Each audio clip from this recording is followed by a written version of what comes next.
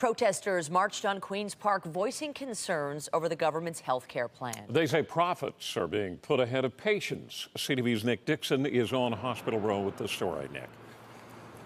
Yes, and Ken, earlier today, Hospital Row was packed with thousands of protesters and some patients worried about what the Doug Ford government might be doing to healthcare in this province. Their message, stop any potential privatization and any cuts to healthcare, but it's not clear that anybody was listening.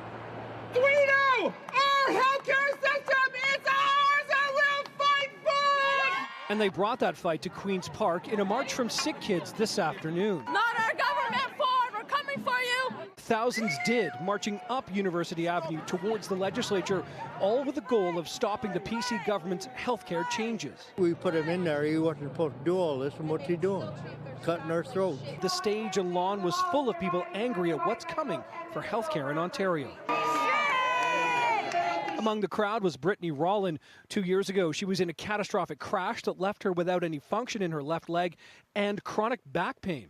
She currently gets 25 or more nerve-blocking injections a week, but that could be cut drastically. I am being restricted to 16 injections a year, will greatly reduce my quality of life and may result in me having to move out of the province. She says she can't take care of her 3 young children without it and is also worried about her mental health. Her message for Doug Ford? My health care is not the place to make your budget cuts. Hands off. She's not alone. I've been going to a pain clinic for the last 7 years.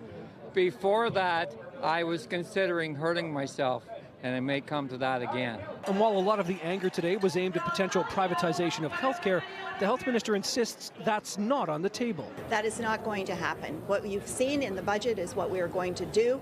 We are putting $27 billion over 10 years into public, the capital infrastructure, building new hospitals and so on. I think it's pretty clear that the government has left the door wide open in their legislation, and she can deny it all she wants, the minister. And while the opposition in this crowd clearly don't trust the government, they hope someone was listening today. You can't ignore this noise, that's for sure. And it won't be the last they hear of noise like that coming from protesters. There are more rallies planned for June 7th and 8th, so-called Resist the Ford Cuts.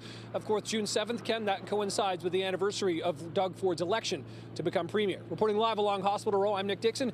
Ken, it's back to you.